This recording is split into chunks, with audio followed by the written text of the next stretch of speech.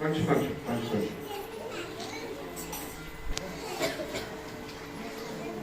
ప్రభువును రక్షకుడైనటువంటి యేసుక్రీస్తు వారి శ్రేష్టమైన నామంలో మీ అందరికీ కూడా శుభములు వందనాలు తెలియజేస్తూ ఉన్నాను. ప్రియులారా, దేవుని వాక్యాన్ని చదువుకుందాం. ఇవాళ మన కొరకు ఏర్పాటు చేయబడిన వాక్య భాగము ఎఫెసీయులకు రాసిన పత్రిక మొదటి అధ్యాయం. ఎఫెసీయులకు రాసిన పత్రిక మొదటి అధ్యాయము 17 నుంచి 19 వచనాల వరకు మనం చదువుకుందాం. మరి మీ మనోనేత్రములు వెలిగించబడినందున ఆయన మిమ్మును పిలిచిన పిలుపు వలనైన నిరీక్షణ ఎటిదో పరిశుద్ధులలో ఆయన స్వాస్థ్యం యొక్క మహిమైశ్వర్యము ఎటిదో ఆయన క్రీస్తునందు వినియోగపరిచిన బలాతిశయమును బట్టి విశ్వసించు మనయందు ఆయన చూపుచున్న తన శక్తి యొక్క మహత్యం ఎట్టిదో మీరు తెలుసుకొనవలెనని మన ప్రభు అయిన యేసుక్రీస్తు యొక్క దేవుడైన మహిమా స్వరూపియగు తండ్రి తనను తెలుసుకొనుట యందు మీకు జ్ఞానమును ప్రత్యక్షతయు గల మనస్సు అనుగ్రహించినట్లు నేను నా ప్రార్థనల యందు మిమ్మును గురించి విజ్ఞాపన చేయుచున్నాను. ప్రార్థన చేస్తున్నాను. కృపగల ప్రభువా, పరిశుద్ధుడా, జీవాధిపతి, మీకు వందనాలు. ఈ ప్రత్యేకమైనటువంటి సమయంలో మీ పక్షంగా నిలబడడానికి అల్పుడనైన నాకు ఇచ్చిన అవకాశం కొరకు కృతజ్ఞతలు. మీ పక్షంగా నేను నిలబడుతున్నప్పుడు తండ్రి, నన్ను మీ సిలువ చాటున మరుగుపరచుకోండి. ఏం మాట్లాడాలనో దానిని మాత్రమే మాట్లాడడానికి నన్ను మీ స్వాధీనంలో పెట్టుకోండి. సంఘము వింటుండగా వినగల చెవి, గ్రహించే మనస్సు, పాటించే జీవితం మందరికీ దయచేయడం యేసు నామములో ప్రార్థిస్తున్నాము తండ్రి, ఆమేన్. ప్రియమైనటువంటి వాళ్ళారా, ఈ సంవత్సరం మన ధ్యానాంశం ఏంటి? కొంచెం ఇంగ్లీష్ కూడా నేర్చుకున్నాను. బాగా చెప్పండి ఇంకోసారి. మూల వాక్యం ఏంటి ఈ సంవత్సరం?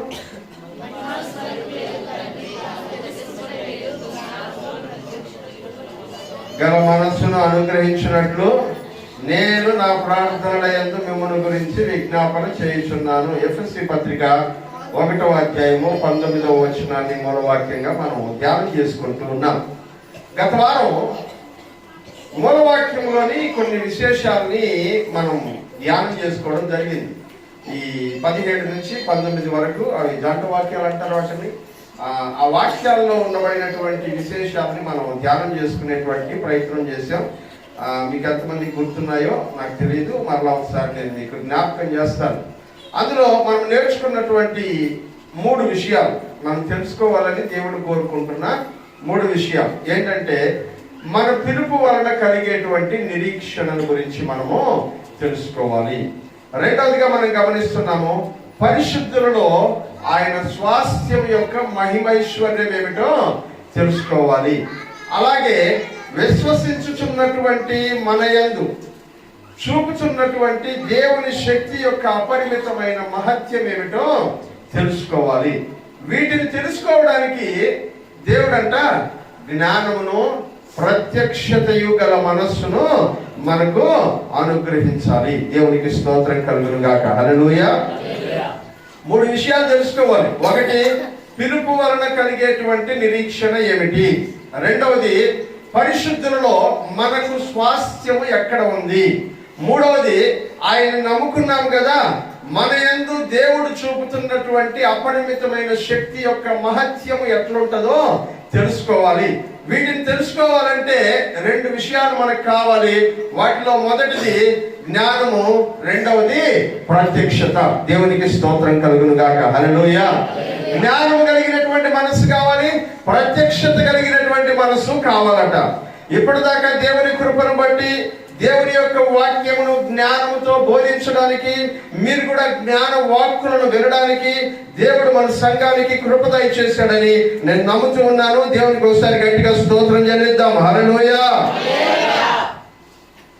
ఈ సంవత్సరం ప్రత్యక్షత కలిగినటువంటి వాక్కులు మనం వినబోతూ ఉన్నాం. హల్లెలూయా.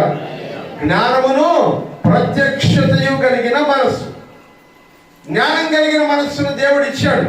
ఇప్పటిదాకా వాక్యాన్ని జ్ఞానంతో నేర్చుకుంటున్నాం, తెలుసుకుంటున్నాం, వివేచిస్తున్నాం, ఆలోచిస్తున్నాం. ఇక మీదట ప్రత్యక్షత కలిగిన మనస్సు అనగా జ్ఞానాన్ని అనుభవించేటువంటి మనస్సు. హల్లెలూయా. జ్ఞానాన్ని అనుభవించేటువంటి మనస్సు. ఊరికే తెలుసుకొని ఉండడం, ఇన్ఫర్మేషన్ అంటారు దాన్ని. ఆ ఇన్ఫర్మేషన్ లేకపోతే తెలుసుకున్నటువంటి విషయాల్ని మన జీవితంలో అనుభవించగలగడాన్ని ప్రత్యక్షత అంటాడు. ఈ సంవత్సరం, ఈ 2025వ సంవత్సరం దేవుడు మన సంఘమునకు ప్రత్యక్షత కలిగినటువంటి మనస్సును అనుగ్రహించునుగాక. ప్రియులారా, మనము ఈ విషయాల గురించి ధ్యానం చేసుకుంటూ గడిచిన వారంలో మనము పిలువబడినటువంటి పిలుపును గురించిన నిరీక్షణ ఏంటిదో అనే అంశాన్ని తెలుసుకుంటూ ఉన్నాం. దానిలో భాగంగా మనం గమనించినటువంటి విషయం ఏమిటంటే, దేవుడు మనలను ఎందుకు పిలిచాడు అనే విషయాన్ని మనం గత వారంలో నేర్చుకున్నాం. నేను 6 విషయాలు చెప్పాను. దేవుడు ఎందుకు పిలిచాడు అనడానికి 6 విషయాలు చెప్పాను. ఎంతమంది గుర్తున్నాయి చెప్పండి? గుర్తున్నాడు?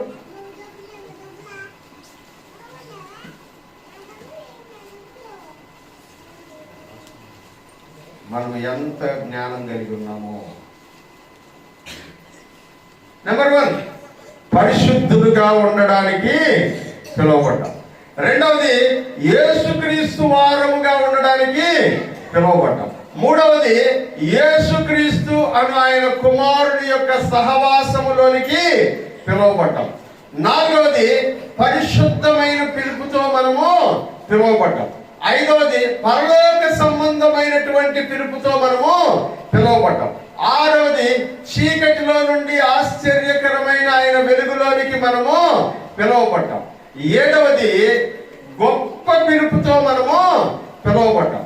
ఎనిమిదవది, పిలువబడినటువంటి వారము బలహీనులమైనా కూడా ఆయన తన శక్తిని మనకు దయచేస్తూ ఉన్నాడు అని మనం తెలుసుకున్నాం. తొమ్మిదవది, తల్లి గర్భములో ఉండగానే పిలువబడ్డాం. పదవది, కొందరు ఈ పిలుపు నుంచి దూరం అయిపోతూ ఉన్నారు. హల్లెలూయా. ఈ విషయాలన్నింటినీ గురించి ఆలోచన చేసినప్పుడు దేవుడు మనల్ని పిలిచినటువంటి పిలుపు ఎంత గొప్పదో మనకు అర్థమవుతుంది. ఎందుకంటే ఆ పిలుపు వెనకాల దేవునికి ఒక స్పష్టమైనటువంటి ప్రణాళిక, ఉద్దేశము ఉన్నాయి. ఆయన పిలుస్తున్నప్పుడు వినగలిగే చెవులు మనం కలిగి ఉండాలి, గ్రహించగలిగే మనస్సు కలిగి ఉండాలి, పాటించగలిగే జీవితం కలిగి ఉండాలి. అలాంటి పిలుపును మనం విన్నప్పుడు, రిసీవ్ చేసుకున్నప్పుడు, ఆ పిలుపునికి కనుక మనము లోబడినట్లయితే, లోబడాలంటే ఆ పిలుపు వెనకాల ఏం జరుగుతుందనే విషయం మనకు తెలియాలి. దాని గురించినటువంటి విశేషాన్ని దేవుని వాక్యంలో నుంచి మనం నేర్చుకునేటువంటి ప్రయత్నం చేద్దాం. మరలా ఒకసారి చెప్తాను, ఎందుకు దేవుడు మనల్ని పిలిచాడో మరలా ఒకసారి చెప్తాను. పరిశుద్ధులుగా ఉండడానికి చెప్పండి. రెండవది, యేసుక్రీస్తు బిడ్డలముగా ఉండడానికి. మూడవది, యేసుక్రీస్తు తన కుమారుని యొక్క సహవాసములోనికి. నాలుగవది, పరిశుద్ధమైన పిలుపుతో పిలువబడినాము. ఐదవది, పరలోక సంబంధమైన పిలుపుతో పిలువబడినాము. చీకటిలో నుండి ఆశ్చర్యకరమైన వెలుగులోనికి పిలువబడినాము. హల్లెలూయా. వాక్యం అంటాడు, మీలో పిలువబడినటువంటి వారిని ఒకసారి చూడండి, ఎంతమంది గొప్పోళ్ళు ఉన్నారు అని అడుగుతాడు. చదువుదామా? 1 కొరింథీయులకు రాసిన పత్రిక 1వ అధ్యాయము 26వ వచనం. 1 కొరింథీయులకు రాసిన పత్రిక 1వ అధ్యాయము 26వ వచనం. సహోదరులారా, మిమ్మల్ని పిలిచిన పిలుపును చూడుడి. మీలో అమ్మా లోకరీతిని జ్ఞానులైనను ఘనులైనను గొప్ప వంశము వారైనను అనేకులు పిలువబడలేదు. కానీ ఏ శరీరియు దేవుని ఎదుట అతిశయింపకుండునట్లు జ్ఞానులను సిగ్గుపరచుటకు లోకములో నుండి వెర్రి వారిని దేవుడు ఏర్పరచుకొని ఉన్నాడు. బలవంతులైన వారిని సిగ్గుపరచుటకు లోకములో బలహీనులైన వారిని దేవుడు ఏర్పరచుకొని ఉన్నాడు. ఎన్నికైన వారిని వ్యర్థము చేయుటకు లోకములో నీచులైన వారిని, తృణీకరించబడిన వారిని, ఎన్నిక లేని వారిని దేవుడు ఏర్పరచుకొని ఉన్నాడు. అయితే ఆయన మూలముగా మీరు యేసుక్రీస్తునందు ఉన్నారు. దేవునికి స్తోత్రం కలుగును గాక. హల్లెలూయా. దేవుడు అంటున్నాడు, మిమ్మల్ని పిలిచాను కదా, ఒకసారి చూడండి. మీలో జ్ఞానం కలిగిన వాళ్ళు కానీ, ఘనులైనటువంటి వాళ్ళు కానీ, గొప్పవారు కానీ ఎక్కువ మంది పిలువబడలేదు. హల్లెలూయా. ఎక్కువ జ్ఞానం ఉండేవాళ్ళని పిలవలేదంట, ఎక్కువ ఘనత కలిగిన వాళ్ళని పిలవలేదంట, ఎక్కువ గొప్ప వాళ్ళని కూడా పిలవలేదంట. హల్లెలూయా. ఎందుకు? దాని వెనకాల దేవునికి ఒక ఉద్దేశం ఉంది. ఏంటంటే, మేము జ్ఞానులము అని వెర్రవీగుతున్నటువంటి వాళ్ళ యొక్క జ్ఞానాన్ని సిగ్గుపరచడానికి. హల్లెలూయా. చదవండి ఆ మాటలు ఒకసారి. జ్ఞానులను సిగ్గుపరచుటకు లోకములో నుండి వెర్రి వాళ్ళను. ఆమేన్. హల్లెలూయా. జ్ఞానుల్ని సిగ్గుపరచడానికి, మేము తెలివి కలిగిన వాళ్ళము, మేము జ్ఞానవంతులము, మేము వివేకం కలిగినటువంటి వాళ్ళము అని అనుకుంటున్నటువంటి వాళ్ళని సిగ్గుపరచడానికి దేవుడు ఎవరిని పిలుచుకున్నాడంట? వెర్రి వాళ్ళని పిలుచుకున్నాడు. హల్లెలూయా. హల్లెలూయా. ఎట్లాగంటే,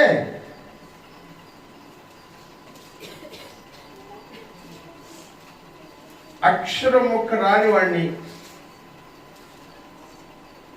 దేవుడు తన చేతిలోనికి తీసుకొని పిహెచ్డి చేసిన వాడిని ఆ అక్షరం ముక్క రాని వాడి ఎదుట నిలబెట్టి అక్షరం ముక్క రాని వాడు చెప్పే మాటలను వినేటట్టు చేయగలిగే దేవుడు. హల్లెలూయా. నేను ఎప్పుడు చెప్తుంటాను, ఈ సంఘాన్ని స్థాపించినటువంటి విక్టర్ పాల్ పాస్టర్ గారు, ఆయన 3వ తరగతో 4వ తరగతో చదువుకున్నాడు అంతే. ఎంతమంది కూర్చుని ఆయన దగ్గర జ్ఞానం నేర్చుకున్నారు. హల్లెలూయా. అక్కడి నుంచే నేను కూడా వచ్చాను. హల్లెలూయా. ఆయనకంటే బాగా చదువుగలిగినటువంటి వాళ్ళకి చాలా మందికి ఆయన వాక్యం చెప్పాడు. వెంకటాచలంలో ఉండే సంఘంలో ఉండే వాళ్ళందరూ రైల్వే ఎంప్లాయీస్. వాళ్ళందరూ 3వ తరగతి చదువుకున్న ఆయన చెప్తున్న వాక్యం విని విశ్వాసంలో వృద్ధి చెందారు. దేవునికి స్తోత్రం కలుగును గాక. హల్లెలూయా.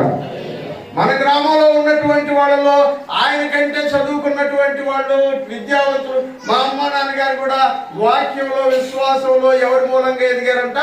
ఆ 4వ తరగతి వాడు చదువుకొని చెప్పినటువంటి వాక్యాన్ని విని విశ్వాసంలో ఎదిగారు. దేవునికి స్తోత్రం కలుగును గాక. హల్లెలూయా. అందుకనే వాక్యం అంటున్నాడు, వాళ్ళని సిగ్గుపరచడానికి, మేము జ్ఞానులం, మాకన్నీ తెలుసు, మాకు తెలియనటువంటివి ఏమీ లేవు అనుకున్నటువంటి వాళ్ళని సిగ్గుపరచడానికి దేవుడు ఎవరిని పిలుచుకున్నాడంట? జ్ఞానహీనులను, వెర్రి వాళ్ళని పిలుచుకున్నాడు. అట్లాగే తర్వాత చదువుమా. బలవంతులైన వారిని సిగ్గుపరచుటకు లోకములో ఎవరిని ఏర్పరచుకున్నాడంట? ఎవరిని సిగ్గుపరచడానికి? బాగా స్ట్రాంగ్ గా ఉండే వాళ్ళని సిగ్గుపరచడానికి ఎవరిని ఏర్పాటు చేసుకున్నాడంటే దేవుడు? హల్లెలూయా. హల్లెలూయా. గొల్లియాతును సిగ్గుపరచడానికి దావీదును ఏర్పరచుకున్నటువంటి దేవుడు ఆయన. హల్లెలూయా. ఎవరిని సిగ్గుపరచడానికి అంట? గొల్యాతును, అజానుబాహుడైనటువంటి గొల్యాతును సిగ్గుపరచడానికి ఎవరిని ఏర్పాటు చేసుకున్నాడంట? బలహీనుడైనటువంటి దావీదును ఏర్పాటు చేసుకున్నటువంటి దేవుడు. దేవునికి స్తోత్రం కలుగును గాక. హల్లెలూయా. ఫరో ఎదుటికెళ్ళి ఎంతో జ్ఞానముతోను చాతుర్యముతోను మాట్లాడగలిగినటువంటి తెలివి కలిగిన వాళ్ళని ఏర్పరచుకోకుండా నత్తివాడైనటువంటి మోషేను ఏర్పాటు చేసుకున్నటువంటి దేవుడు ఆయన. దేవునికి స్తోత్రం కలుగును గాక. హల్లెలూయా. బలవంతులైన వాళ్ళని సిగ్గుపరచడానికంట దేవుడు ఎవరిని ఏర్పాటు చేసుకున్నాడంట? బలహీనులని ఏర్పాటు చేసుకున్నాడు. అంతేకాదు, ఎన్నిక లేని వారిని, ఎన్నికైన వారిని అర్థం చేయడానికి ఎవరిని ఏర్పాటు చేసుకున్నాడంట? నీచులని, తృణీకరించబడిన వాళ్ళని, ఎన్నిక లేని వారిని దేవుడు గొప్పవాళ్ళం, మేమందరం సపరేట్ పీపుల్, స్పెషల్ పీపుల్ అని అనుకుంటుంటారు కొంతమంది. నేను స్పెషల్ అనుకుంటుంటారు. ఆ స్పెషల్ పీపుల్ని సిగ్గుపరచడానికి దేవుడంట ఎన్నిక లేని వాళ్ళను ఏర్పాటు చేసుకున్నాడు. దేవునికి స్తోత్రం కలుగును గాక. హల్లెలూయా. నాకు ఒక 20 సంవత్సరాల క్రితం, 20 కంటే పైన అనుకుంటాను, బహుశా 98, 99, 2000 ఆ ప్రాంతంలో జరిగినటువంటి ఒక సంఘటన జ్ఞాపకం వస్తూ ఉంది. నెల్లూరులో సెయింట్ జోసెఫ్స్ స్కూల్లో యూత్ 5000 అని ఒక మీటింగ్ జరిగింది. 5000 మంది యవనస్తుల్ని కూర్చొని పెట్టి దేవుని వాక్యం చెప్పి పెద్ద కన్వెన్షన్స్ జరిగింది. ఆ మీటింగ్స్కి వెళ్ళాం నేను, పాస్టర్ గారు. చాలా మంది మంచి యూత్ అంటే అక్కడ మంచిగా డ్రెస్ చేసుకుని వస్తారు. హల్లెలూయా, హల్లెలూయా. ఎప్పుడు చూసినా సరే కలకలాడుతూ ఉంటారు. అవసరమైతే ఒక వెతుడు ఎత్తున మేకప్ కొట్టుకొని వచ్చేస్తారు. ఏం కావాలంటే అది బ్రహ్మాండంగా తయారైపోయి చేస్తారు, నీట్గా వస్తారు కదా.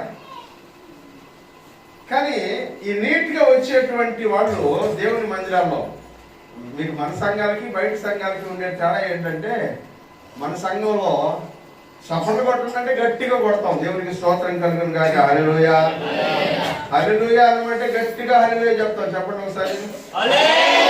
అక్కడ చెప్తాం మనం. కానీ ఇప్పుడు మీరు కూడా హల్లెలూయా, హల్లెలూయా అంటున్నారు. పెద్ద సంఘాల్లోకి వెళ్ళి చూడండి. ఆ మధ్యకాలంలో బుచ్చిరెడ్డిపాలెంలో ఒక బాప్టిస్ట్ చర్చిలో నన్ను వాక్యం చెప్పడానికి పిలిచారు క్రిస్మస్ టైంలో. నేను ఒక్కడనే హల్లెలూయా అంటున్నా, ఒక్కరు కూడా నోటు తీసిన పాపని పోవడం లేదు. నేను అడిగినాను, హల్లెలూయా చెప్పడం ఏమైనా తప్పని రాసిందా బైబిల్లో ఎక్కడన్నా? నన్ను అప్పటి నుంచి చెప్పడం మొదలు పెట్టారు. దేవునికి స్తోత్రం కలుగును గాక. హల్లెలూయా. ఇట్లాంటి వాళ్ళు ఉంటారు. వీళ్ళందరూ ఏమనుకుంటారంటే, మేము బెటర్, మేము బాగున్నాం, మేము చాలా ఉన్నతమైన వాళ్ళం అని అనుకుంటా ఉంటారు. ఆ మీటింగ్లో ఫైనల్ డే క్యాంప్ ఫైర్ జరుగుతూ ఉంది. లాస్ట్ రోజు రాత్రి ఒక యవనస్తురాలు వచ్చింది. ఒక 16, 17 ఉంటాయి ఆ పార్టీ. 10వ తరగతిలో ఇంటర్మీడియట్లో చదువుతుందో లేకపోతే చదువు లేదు, నాకు కరెక్ట్గా గుర్తులేదు. బాగా మేకప్ చేసుకొచ్చి జనాలు కొంతమంది, కొన్ని వేల మంది గ్రౌండ్ లో ఉన్నారు. సెయింట్ జోసెఫ్ స్కూల్ గ్రౌండ్ లో స్టేజ్ మీద ఆ పాపను పిలిచారు. ఆ పాపను చూడంగానే అందరికీ ఈ పిల్లలు ఎందుకు పిలిచారా అని అనిపించింది. ఎందుకంటే మీరు నమ్మరు, 20 సంవత్సరాల క్రితం ఆ అమ్మాయి వేసుకున్నటువంటి డ్రెస్ మొత్తం అప్పుడే మాసిపోయిన గుట్టంలో నుంచి బాగా నలిగిపోయినటువంటి చొక్కా జాకెట్ ఒకటి వేసుకొని కింద ఇక్కడ దాకా ఒక చిన్న ఫ్రాక్, అది కూడా బాగా నలిగిపోయింది, ఫ్రాక్ వేసుకొని స్టేజ్ మీద ఎక్కింది. పాట పాడడానికి ఆ అమ్మాయికి అవకాశం ఇచ్చాం. దేవునికి స్తోత్రం కలుగును గాక. హల్లెలూయా. అప్పుడు దాకా చాలా మంది బాగా పాటలు పాడారు.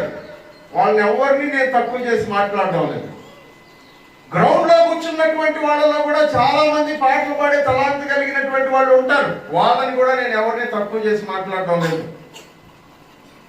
కానీ ఆ అమ్మాయి మైక్ తీసుకున్నప్పుడు ఈ అమ్మాయి ఏం పాడుతుందిలే అనుకున్నారు అందరూ. చాలా పురాతనమైన పల్లెటూరు నుంచి వచ్చినటువంటి పాప ఒకసారి మైక్ చేతికి ఇచ్చారు, పాట పాడడం మొదలు పెట్టింది. మీరు నమ్ముతారో లేదో, పాట అయిపోయే లోపల కిందున్న 5000 మంది డాన్స్ చేయడం మొదలు పెట్టారు. దేవునికి స్తోత్రం కలుగును గాక. హల్లెలూయా. పాట ఒక్కసారి పాడి ఆపేయడానికి ఒప్పుకోలా, 3 సార్లు repeat, once more once more once more అడిగి అడిగి పాడించుకున్నారు. దేవునికి స్తోత్రం కలుగును గాక. హల్లెలూయా. స్టేజ్ మీదకి ఎక్కేటప్పుడు అమ్మాయిని చూసి ఎందుకు ఈ అమ్మాయిని పిలుస్తున్నారు అని అనుకున్నటువంటి వాళ్ళందరూ సిగ్గుతో తలదించుకునేలాగా ఎన్నిక లేనటువంటి ఆ పాపను ఎన్నికైనటువంటి వాడుగా దేవుడు మార్చుకున్నాడు. దేవునికి స్తోత్రం కలుగును గాక. హల్లెలూయా. ఎన్నిక లేని వాళ్ళని, ఎన్నికైనటువంటి వాళ్ళని సిగ్గుపరచడానికి దేవుడు ఎవరిని ఏర్పాటు చేసుకుంటాడంట? ఎన్నిక లేని వాళ్ళను. హల్లెలూయా. ప్రియులారా, దేవుడు బలహీనుల పక్షముగా ఉండేటువంటి దేవుడు, ఎన్నిక లేని వారి పక్షముగా ఉండేటువంటి దేవుడు, వెర్రివారి పక్షముగా ఉండేటువంటి దేవుడు. ఆయన తన శక్తితో వాళ్ళని నింపి గనులైనటువంటి వారిని సిగ్గుపరిచేటువంటి దేవుడు. హల్లెలూయా. మనల్ని పిలుచుకోవడం వెనకాల ఉన్నటువంటి ఉద్దేశం, అనేక మంది దేవుని ఎదుట గర్వమీగుతున్నారే వాళ్ళని సిగ్గుపరచడానికి. హల్లెలూయా. అనేక మంది దేవుని ఎదుట మేము అట్లాంటి వాళ్ళం ఇట్లాంటి వాళ్ళమని అతిశయపడుతున్నారే వాళ్ళని సిగ్గుపరచుకోవడానికి దేవుడు మనల్ని పిలుచుకున్నాడు. దేవునికి స్తోత్రం కలుగును గాక. హల్లెలూయా. ఆయన ఎలా మనల్ని పిలుచుకుని ఏం చేస్తున్నాడంటే చదవండి ఒకసారి. 1:24 చదవండి. 1 కొరింథీయులకు రాసిన పత్రిక. ఆయన యూదులకు ఆటంకముగాను అన్ని జనులకు వెర్రితనముగాను ఉన్నాడు కానీ యూదులకైనా గ్రీసు దేశస్తులకైనా జాగ్రత్తగా పిలువబడిన వారికి, హల్లెలూయా, పిలువబడిన వారికి ఆయన ఏమై ఉన్నాడంట? క్రీస్తు దేవుని శక్తి అయి ఉన్నాడు. హల్లెలూయా. పిలువబడినటువంటి వాళ్ళందరికీ యేసుక్రీస్తు ఎలా ఉన్నాడంట? దేవుని యొక్క శక్తి అయి ఉన్నాడు. ఇదిగో ఈ సంవత్సరం దేవుడు మనతో మాట్లాడుతున్నటువంటి మాట, ఆయన పిలుపులో ఉండబడినటువంటి నిరీక్షణ ఎట్లాంటిదో మీరు తెలుసుకోవాలి.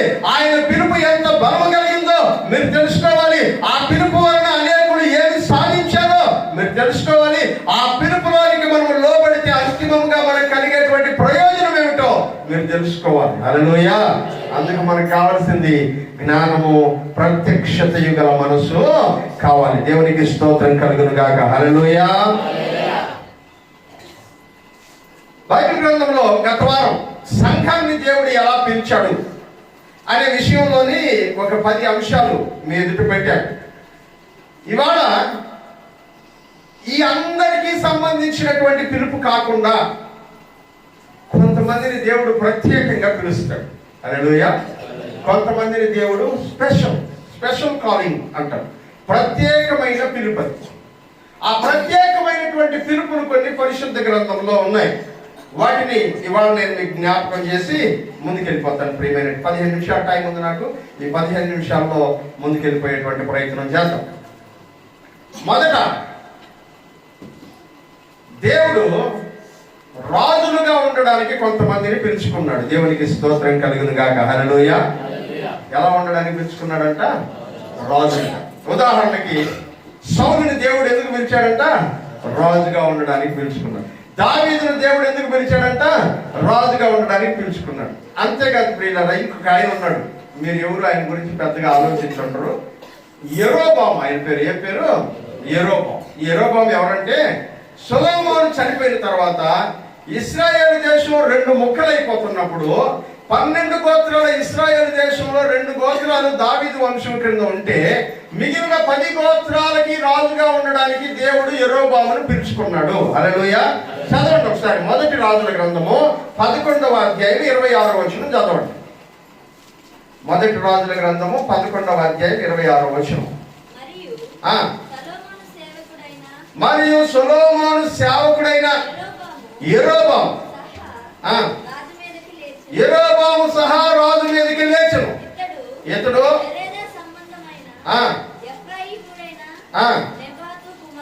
ఎఫ్రాయిమీయుడైన నెబాతు కుమారుడు. ఇతని తల్లి పేరు జెరూహ. ఆమె విధవరాలు. తల్లి ఎట్లా అంటాడంట? విధవరాలు. అంటే ఆమె నాన్న చచ్చిపోయాడు. ఇతడు రాజు మీదకి లేచుటకు కారణమేమనగా సొలొమోను మిల్లో కట్టించి తన తండ్రి అయిన దావీదు పురమునకు కలిగిన బేటను బాగు చేయించు ఉండెను. అయితే యెరోబాము అను ఇతడు మహాబలాఢ్యుడై ఉండగా యవ్వనుడగు ఇతడు పని యందు శ్రద్ధ కలిగిన వాడని సొలొమోను తెలుసుకొని యోసేపు తనతో చేయవలసిన భారమైన పనిని అతని మీద అధికారిగా నిర్ణయించెను. అంతటా యెరోబాము యెరూషలేములో నుండి బయలువెడలిపోగా షిలోనీయుడైన ప్రవక్తయగు అహియా అతని మార్గమున కనుగొనెను. అహియా చూడండి, కొత్త వస్త్రం ధరించుకొని వారిద్దరూ తప్ప పొలములో మరి ఎవడను లేకపోయాను. అంతటా అహియా తాను ధరించుకొని ఉన్న కొత్త వస్త్రము పట్టుకుని 12 తునకలుగా చింపి యెరోబాముతో ఇట్లనెను, ఈ 10 తునకలు నువ్వు తీసుకో.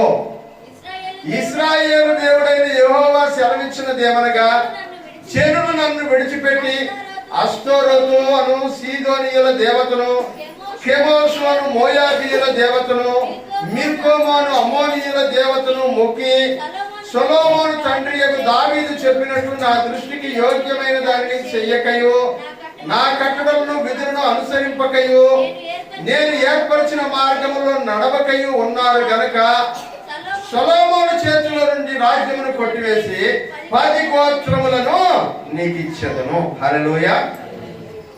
ఎందుకు పిలిచాడు ఆయన్ని? ఎవరంట? సొలొమోను కింద పనివాడు, సొలొమోను యొక్క సేవకుడు.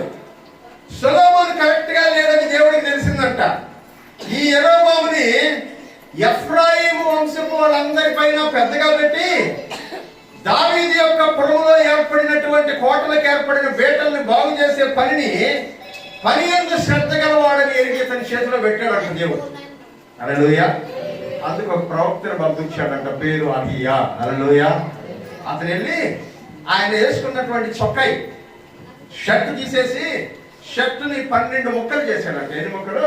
12 ముక్కలుగా చించి 10 ముక్కల్ని ఇలా పట్టుకొని, ఇవి పట్టుకొని చేతిలో అని యెరోబాము చేతికి ఇచ్చి, ఈ 12 ముక్కల్లో 10 నీ చేతికి ఎందుకు ఇస్తున్నాను తెలుసా?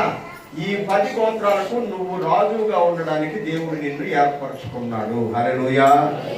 రెండు ముక్కలు తీసుకెళ్లి ఎవరి చేతికి ఇవ్వాలంట? సొలొమోను కుమారుడైనటువంటి రెహబాము చేతికి ఇవ్వాలా. ఎందుకంటే సొలొమోను చేసిన పాపమును బట్టి దేశము 2గా విడిపోతుంది. దావీదు కొరకు ఈ 2 ముక్కలు దావీదు వంశీకుల చేతికి ఇస్తాను అన్నాడు. హల్లెలూయా.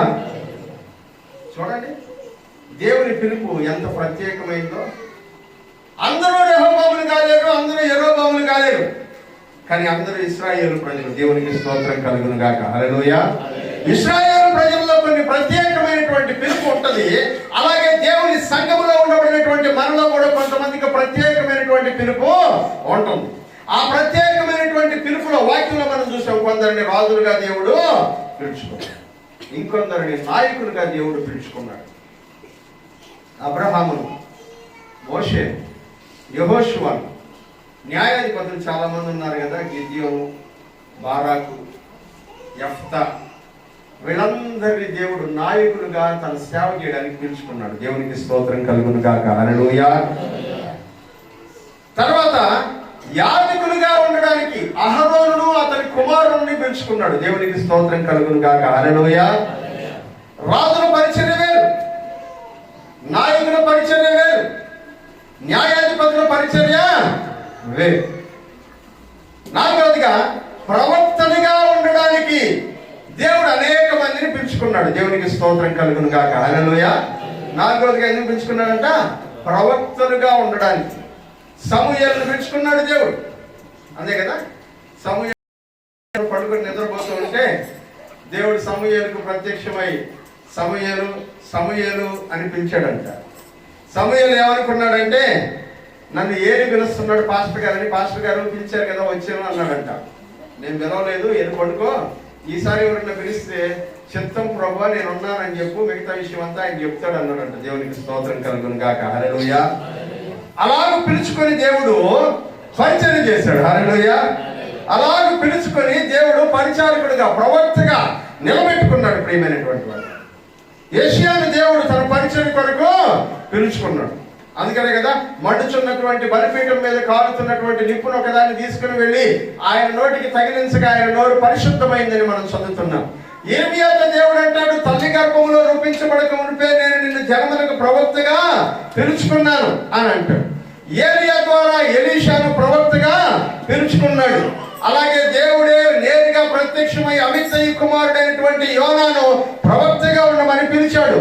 హగ్గయిని జకర్యాను దేవుడు ప్రవక్తగా ఉండమని పిలిచాడు. అలాగే గొర్రెలు కాచుకుంటున్నటువంటి పశువుల కాపరి అయినటువంటి ఆమోసును దేవుడు ప్రవక్తగా ఉండడానికి పిలిచాడు. దేవునికి స్తోత్రం కలుగును గాక. హల్లెలూయా. ఈ కొత్త నిబంధనలో దేవుడు సంఘంలో పాత నిబంధనలో ఎలాగైతే ఇశ్రాయేలు దేశంలో కొంతమందిని ప్రత్యేకంగా పిలుచుకున్నాడో, దేవుని క్రొత్త నిబంధన కాలంలో దేవుడు కూడా మనలో కొంతమందిని ప్రత్యేకంగా పిలుచుకున్నాడు. హల్లెలూయా. అపోస్తలులను దేవుడు పిలుచుకున్నాడు. హల్లెలూయా. ఎవరు పిలుచుకున్నాడంట? చదువుతారా ఒకసారి మత్తయి సువార్త, మత్తయి సువార్త 3వ అధ్యాయం 18వ వచనం.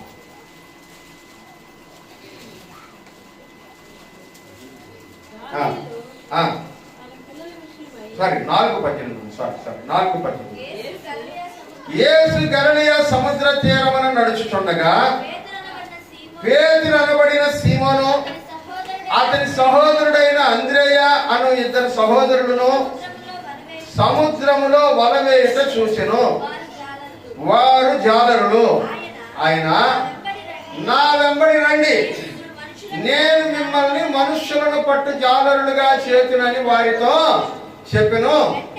వెంటనే వాళ్ళు తమ వలలను విడిచిపెట్టి ఆయనను వెంబడించిరి. 21 కంటిన్యూషన్.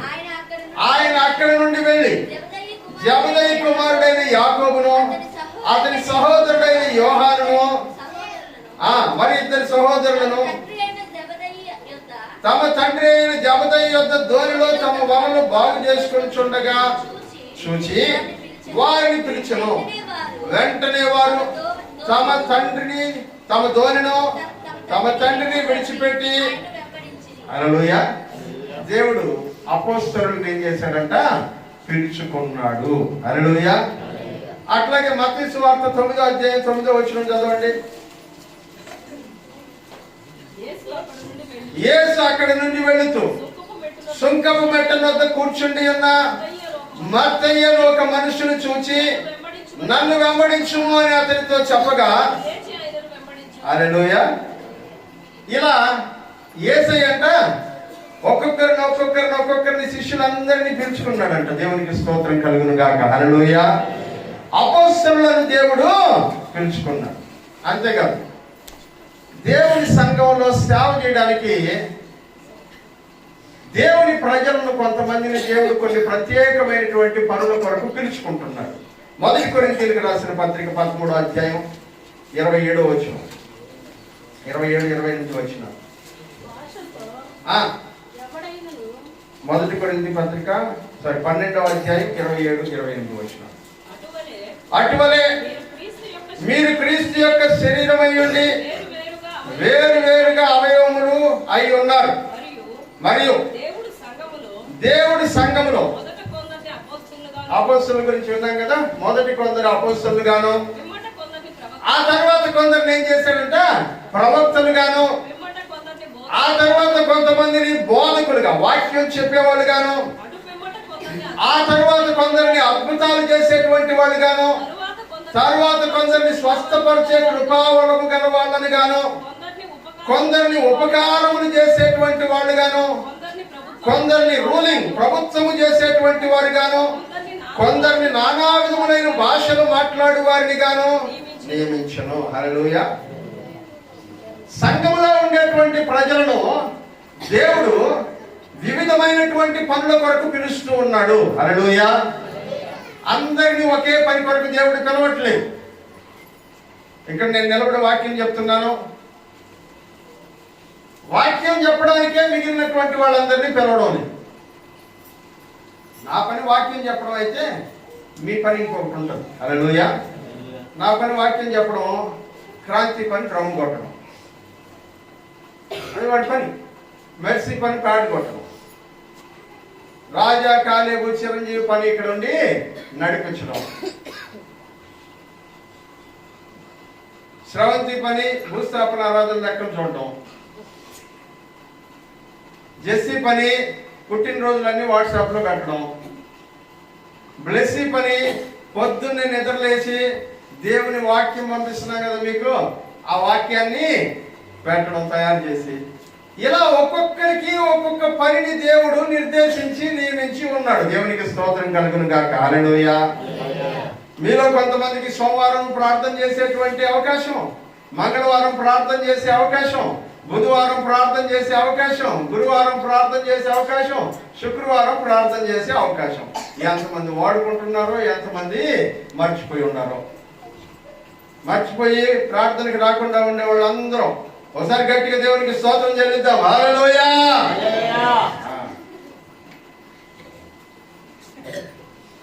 ఈ మధ్యకాలంలో మేము ఇక్కడ ఉన్నాం, పని చేస్తా.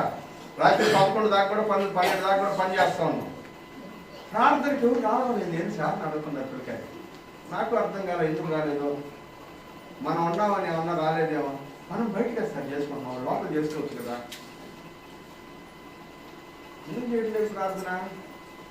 ఒక్కొక్కరికి దేవుడు ఒక్కొక్క పనిని అప్పగించి ఉన్నాడు. దేవుని యొక్క సంఘం దేవుడు అంటున్నాడు, కొందరిని కార్యనిర్వాహకులుగా దేవుడు ఏర్పాటు చేశాడు, సంఘ పెద్దలుగా దేవుడు ఏర్పాటు చేశాడు, పరిచారకులుగా దేవుడు ఏర్పాటు చేశాడు, అసిస్టెంట్ పాస్టర్లుగా దేవుడు కొంతమందిని ఏర్పాటు చేశాడు. ఒక్కొక్కరిని ఒక్కొక్క పని కొరకు దేవుడు పిలుచుకుంటున్నాడు. దేవుడు నన్ను కూడా తన పరిచర్యకు పిలుచుకున్నాడు. హల్లెలూయా. 1994 సంవత్సరంలో దేవుని సేవ కొరకు వెళ్ళడానికి నేను నిర్ణయం తీసుకున్నాను. దేవుడు పరిస్థితులన్నిటినీ అనుకూలపరుస్తూ బైబిల్ ట్రైనింగ్కి వెళ్ళడానికి నాకు అవకాశం కలిగించారు. దేవునికి స్తోత్రం కలుగును గాక. హల్లెలూయా. పోయేటప్పుడు అందరం భలే హుషారుగా వెళ్తాం బైబిల్ ట్రైనింగ్కి. నేను కూడా అట్టే భలే హుషారుగా పోయినా. నాకు ఒక అదృష్టం ఏంటంటే, బైబిల్ ట్రైనింగ్ స్టార్ట్ అవడానికి వారం రోజులు ఉందనగా వారం రోజులు ముందు తీసుకుపోయాను నన్ను చెన్నై. నాకు అప్పటికి తెలిసి 2 ఊర్లు ప్రపంచం. ఒకటి గుండ్రపాడు, 2 నెల్లూరు. ఇంకా అంతకు మించి ఇంకేం తెలియదు నాకు. మొదటిసారి చెన్నైకి పోయినాను. వాళ్ళు నన్ను ఎందుకు తీసుకుపోయారంటే, పాస్టర్ గారు, జాన్ సురేష్ పాస్టర్ గారు, సామ్యుయల్ పాస్టర్ గారు, జ్ఞానశేఖర్ పాస్టర్ గారు, వీళ్ళు ముగ్గురు కలిసి తీసుకుపోయారు నన్ను. సామ్యుయల్ పాస్టర్ తోటి నేను వెంకటాచలం నుంచి ట్రైన్ ఎక్కి చెన్నై పోయినాను. వారం రోజులు వాళ్ళు వంతులు వేసుకున్నారు. ఈ 2 రోజులు రాజ్యాన్ని సిటీ మొత్తం తిప్పి చూపించే బాధ్యత సురేష్ది, జ్ఞానశేఖర్ది, సామ్యుయల్ది అని వంతులు వేసుకొని సిటీలో ఉండే అన్ని చూపించేసారు నాకు. సిటీలో ఉండి అన్ని చూస్తున్నాను సేపు భలే హుషారుగా ఉంటుంది. బీచ్లు తిరగడం, బీజేపీలు తిరగడం, అవి తిరగడం, ఏది తిరగడం భలే హుషారుగా ఉంటుంది. వారం రోజులు అయిపోయింది. శనివారం వచ్చింది. ఆదివారం పోయినా శనివారం వచ్చింది. శనివారం సాయంత్రం సామ్యాలం దగ్గరికి కూర్చొని, అన్న మీరు రేపు పొద్దున నెల్లూరుకి వెళ్తారా అన్న? వెళ్తాను. నేను కూడా నీతోటి వచ్చేదన్నా. ఎందుకు రాజా, రేపు పొద్దున్న నీ క్లాస్ ఉంది కదా, సోమవారం నుంచి చర్చ్, మీతోటి వచ్చి శనివారం ఆదివారం అక్కడ చర్చ్ చూసుకొని మళ్ళీ మీతోటి వచ్చేస్తా. ఆవు పులి కథ. ఆయనకి చిన్నప్పటి నుంచి నాలాంటి వాళ్ళు ఎంతమంది ఆవు పులి కథ చెప్తే విన్నాడో నాకు తెలియదు. సేవలో ఉండి ఆయన అన్నాడు, అట్లా కాదు, ఈరోజు అసలు టీవీ జానయ్య గారు నేను తన ఇంటికి రమ్మన్నాడు. లేదు, పుట్టిదే టీవీ జానయ్య గారు ఇంటికి రమ్మన్నాడు నిన్ను అని నాకేదో మాయమాటలు చెప్పి సురేష్ అన్న వాళ్ళ ఇంట్లో నన్ను దించేసి ఆయన వచ్చేసాడు గుడ్రపాడు. హల్లెలూయా. వెంకటాచలంలో ఆయన పాస్టర్ గారు గుడ్రపాడు వచ్చి అమ్మోడిని కలిసి తర్వాత ఆయన సేవకి వెళ్ళిపోయాడు. రోజంతా ఏడిపోయి వారం రోజులు ప్రయత్నాలన్నీ తిరిగి సంతోషపడినాయని లాస్ట్కి వచ్చేటప్పటికి వారం రోజుల్లో ఇంక మళ్ళీ ఏమొచ్చిందంట, మా జెస్సీ, మా మెర్సీ, వీళ్ళందరిలాగా ఏడిపోయి. ఆ వారం రోజులు అయిన తర్వాత సురేష్ అన్న వాళ్ళ ఇంటికి వెళ్తే సురేష్ అన్న అన్నాడు, అందుకే అవసరం అడగ మన ఇద్దరం కలిసి ట్రైనింగ్కి పోవాలా అని అన్నాడు. నీకు బాగానే ఉంటుంది, ఎందుకంటే ఇక్కడ ఇల్లు ఆడ కాలేజీ పోయి వస్తుంటావు, నాకు మెర్సీలాగా ఇక్కడ ఇల్లు ఆడ కాలేజీ పోయి వస్తుంటావు, నాకు కదా హైదరాబాద్ నుంచి వచ్చేది, నాకు తెలుస్తుంది విషయాలన్నీ అని నేను ఆయనతో చెప్తా ఉంటే, లేదు నేను స్పెషల్గా వాళ్ళ దగ్గర తీసుకెళ్తాను పదా అని చెప్పి పివి జానయ్య గారి ఇంటికి తీసుకెళ్ళాను. నేను అప్పటిదాకా ఆయన ఇంటికి వెళ్ళలేదు, మొదటిసారి ఆయన ఇంటికి వెళ్ళాను. వాళ్ళ ఇంటికి వెళ్ళగానే పివి జానయ్య గారు, అమ్మగారు, ప్రియమ్మ ముగ్గురు ఉన్నారు, నా కోసం రెడీగా ఉన్నారు. వాళ్ళు నన్ను ఒక మంచి హోటల్కి తీసుకెళ్ళారు. దేవునికి స్తోత్రం, హల్లెలూయా. జీవితంలో మొదటిసారి ఫ్రైడ్ రైస్ తిన్నా. అప్పుడే ఫ్రైడ్ రైస్ అయినా మనకి స్పెషల్ భోజనం అంటే కోడి పులుసే. మనకి కోడి పులుసు అదే స్పెషల్ భోజనం. మనకి అప్పుడు బిర్యానీలు కూడా లేవు. కోడి పులుసు తిన్నా అంటే అది స్పెషల్ భోజనం. మొదటిసారి ఫ్రైడ్ రైస్ తిన్నా. ఆ తర్వాత బైబిల్ ట్రైనింగ్లోకి వెళ్తే 3 సంవత్సరాలు అక్కడ ఎక్కడున్నానో నాకే తెలియదు. హల్లెలూయా. కాలేజీలో తీసుకెళ్ళి పడేస్తే రౌండ్గా కూర్చున్నాం. గట్టిగా 32 మంది ఉన్నాం. అది కాలేజ్ అంట. ఎంతమంది? 32 మంది ఉన్నాం. కాలేజ్ అంటది. దానిలో 3 సంవత్సరాలు క్లాసుల్లో ఉండేవాడు. మా క్లాసులో 18 మంది, హైయెస్ట్ నేను. వారం రోజులు క్లాస్ విన్నా, ఒక్క ముక్క అర్థం కాల. మాకు వచ్చిన ఒక అయ్యాడు, భలే కోపిస్ట్ ఆయన. పరీక్ష పెట్టినాడు వారానికి, మార్కులు చేసినాడు. మాకు వచ్చిన ఎన్ని మార్కులు వచ్చుకున్నాము? 100కి 7. 100కి 7. సంపూర్ణ మాట చెప్తుంది. 100కి 7.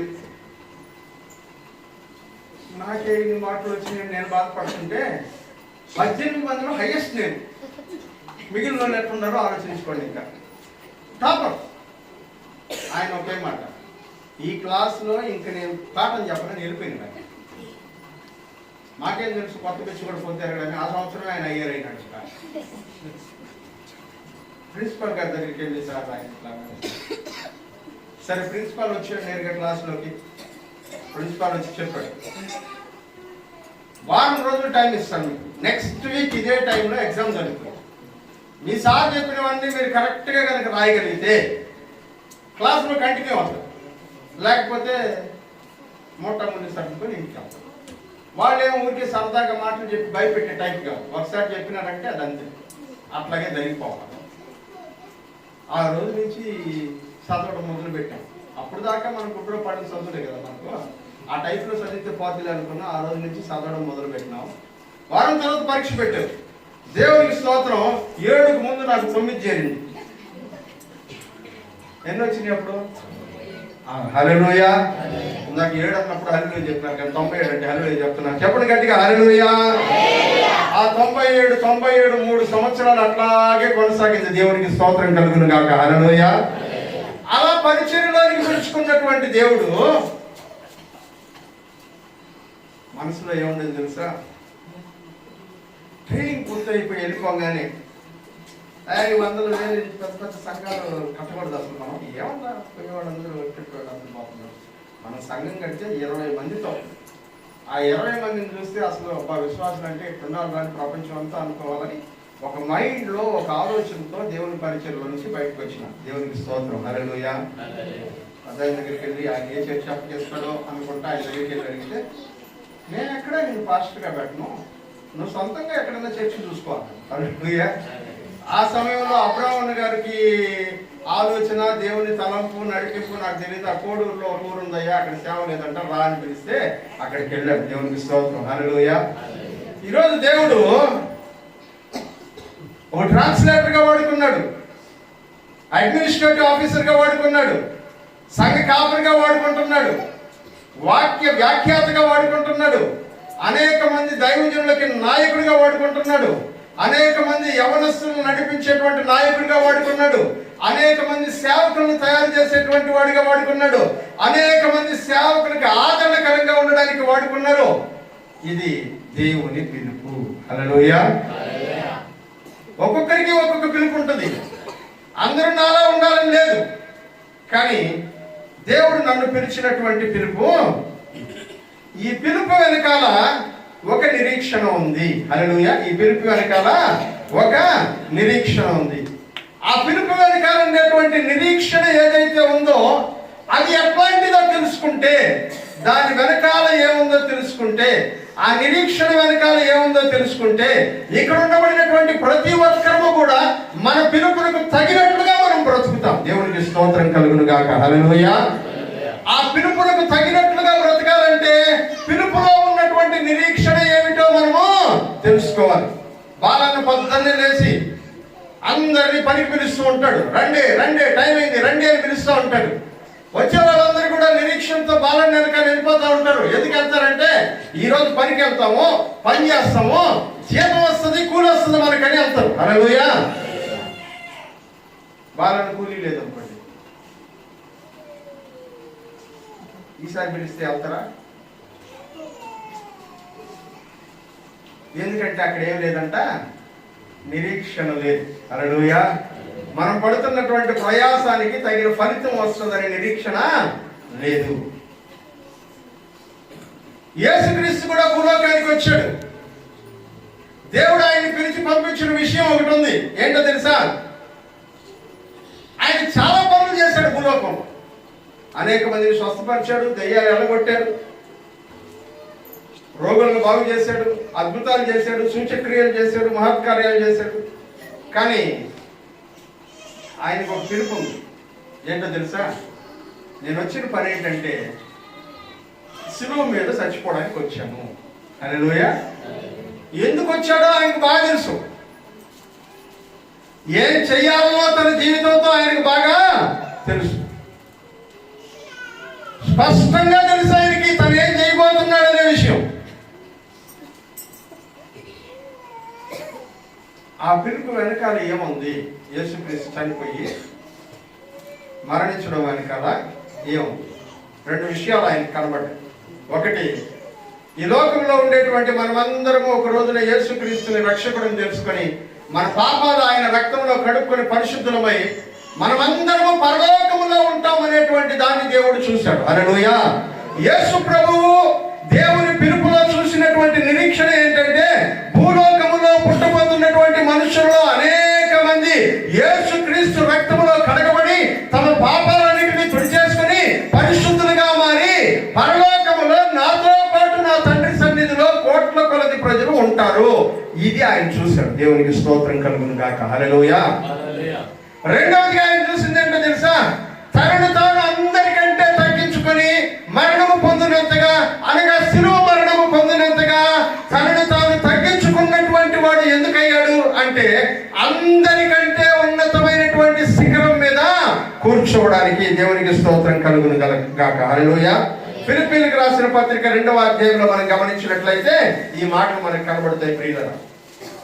ఫిలిప్పీలకు రాసిన పత్రిక 2వ అధ్యాయం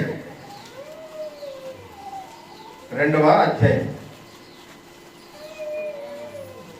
వచనం నుంచి చదువుదాం. మనుషుల పోలికగా పుట్టి దాసుని స్వరూపమును ధరించుకొని తను తానే రిక్తునిగా చేసుకొని మరియు ఆయన ఆకారమందు మనుషునిగా కనబడి మరణము పొందినంతగా, అనగా శిలువ మరణము పొందినంతగా విధేయత చూపిన వాడై తనను తాను తగ్గించుకున్నాడు. ఎందుకు అలా తగ్గించుకున్నందువల్ల పరలోకమందున్న వారిలో గాని, భూమి మీద ఉన్న వారిలో గాని, భూమి క్రింద ఉన్న వారిలో గాని ప్రతి వాని మోకాలు. హల్లెలూయా. హల్లెలూయా. యేసుక్రీస్తు ఎలా తగ్గించుకున్నాడంట? అందరికంటే తనను తాను. హల్లెలూయా. అందుకనే దాటిపోయే వాళ్ళు యేసు ప్రభువుని శిలువ మోస్తుంటే చూసి ఎక్తాలు చేశారంట. ఒరే ఒరే ఒరే ఒరే, నిన్నటి దాకా చాలా అద్భుతాలు చేసినని చెప్పినాడు ఈయనే కదా, ఏం అయిపోయినాడు పాపం అని ఎక్తాలి. ఒరే ఒరే, నీళ్లను ద్రాక్షారసంగా మార్చినాడని చెప్పుకొని ఆయన శిష్యులందరూ ఈయనగా తిరుగుతున్నాడే, ఆయనే కదా ఈయన. రక్తం అవంతా కాగిపోతుంది, ఆ రక్తం కాగిపోకుండా ఆపేసుకోవచ్చు కదా ఆయన అని ఎగతాలు చేసిన వాళ్ళు ఇంకొంతమంది. వెనకాల కొట్టినోడు కొంతమంది, కిందకి పడదోసినోడు కొంతమంది, గడ్డ పెంటుకుని పట్టుకుని లాగినోడు కొంతమంది, ముఖాన్ని ఉమ్మేసినోడు కొంతమంది, శిలువ మీద ఉండడం ఎందుకయ్యా, నువ్వు దేవుడు కుమారుడు అయితే కిందకి దిగిరా అని ఎగతాళి చేసినోడు కొంతమంది, ఆయన బట్టలు తీసుకొని చీట్లు వేసుకొని పంచుకున్నోడు కొంతమంది, ఇలా అందరూ రకరకాలుగా ఎగతాళి చేస్తూ ఉండగా దేవుని వాక్యంలో ఏం చెప్తున్నాడంటే, ఆయన తనను తాను అంతగా తగ్గించుకొని అందరికీ వంగి పోయి, అలాంటి పరిస్థితి ఆయనకి అక్కర్లేదు. సీమోను పేతురుతో ఆ రోజు గెత్సేమనే తోటలో చెప్పాడు, సీమోను పేతురు కోపం వచ్చంట, పట్టుకోవడానికి యేసుని పట్టుకోవడానికి వచ్చినటువంటి వాళ్ళలో ఒక సైనికుడి యొక్క చెవి తెగ నరికేశాడంట. యేసయ్య అన్నాడు, సీమోను, ఆ మాత్రం నరకడం నా చేత కదా, నేను ఇప్పుడు అడిగితే నా తండ్రి 12 సేనా వ్యూహంలో సైన్యమును పంపించగలడని నీకు తెలీదా? ఒక సేనా వ్యూహం అంటే 6,000 మంది సైన్యం, 12 సేనా వ్యూహాలు అంటే 12 6 72,000 మంది సైన్యం ఇక్కడ దిగుతారు. ఇప్పుడు ఒక మాట చెప్తే అది నాకు తెలీదా? ఇవన్నీ భరించడానికే నేను వచ్చింది. హల్లెలూయా, ఇవన్నీ భరించడానికే నేను వచ్చింది. ఆయన అలా ఉన్నప్పటికీ ఎంతగా అవమానిస్తున్నా తనను తాను తగ్గించుకున్నటువంటి దానిలో ఔచిత్యం ఏమిటి? వాక్యం తెలియజేస్తుంది. చదవమ్మా ఇప్పుడు. అందుచేతను పరలోకమందున్న గాని, భూమి మీద గాని, భూమి క్రింద ఉన్న వారిలో గాని ప్రతి వాని మోకాలును, ఆమేన్, హల్లెలూయా. ఇప్పుడు దాకా ఎగతాళి చేసిన వాళ్ళ మోకాళ్ళన్నీ ఏమవుతాయంట చెప్పండి ఒకసారి. నిలబడదామా మోకాళ్ళ మీద అందరం? ముసలోళ్ళు, లేలేనోళ్ళు, ఆరోగ్యం బాగాలేనోళ్ళు, బాగున్నాం అనుకున్న వాళ్ళు దేవునికి స్తోత్రం చెల్లించడానికి. హల్లెలూయా. ఇలా ఎవరెవరైతే యేసయ్యను ఎగతాళి చేశారో, ఎవరెవరైతే యేసయ్యను అవమానించారో, ఎవరెవరైతే కొట్టారో, ఎవరెవరైతే తిట్టారో, ఎవరెవరైతే ఆయన్ని బహు దుర్మార్గంగా ద్వేషించారో వాళ్ళందరి మోకాళ్ళు నువ్వు నేను వంచినట్లు వంగుతాయి. దేవునికి స్తోత్రం కలుగును గాక. హల్లెలూయా. ఎవరెవరైతే ఆయన తిట్టారో, ఎవరెవరైతే ఆయన అవమానపరిచారో, ఎవరెవరైతే ఇష్టం వచ్చినట్లు మాట్లాడారో, ఎవరెవరైతే హేళన చేశారో అట్లాంటి ప్రతి నాలుక యేసే ప్రభు అని ఒప్పుకుంటారు. దేవునికి స్తోత్రం కలుగును గాక. హల్లెలూయా. ఇలాగే మోకాళ్ళ మీద చేరి యేసయ్య నామములో శక్తి ఉన్నదయ్యా, శ్రీ యేసయ్య నామములో శక్తి ఉన్నదయ్యా.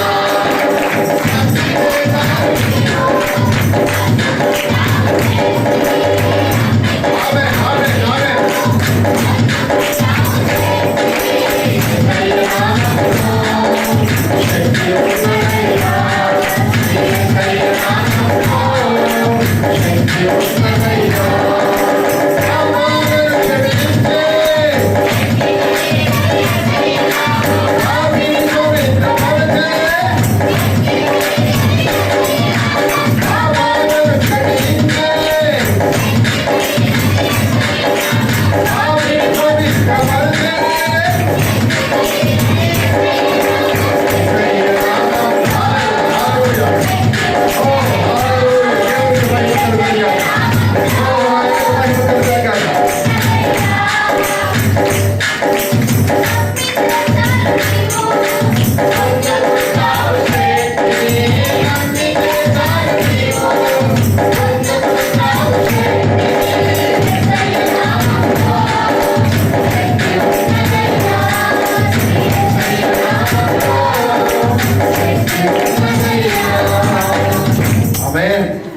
కూర్చున్నప్పుడు ఎట్ట మొక్కడు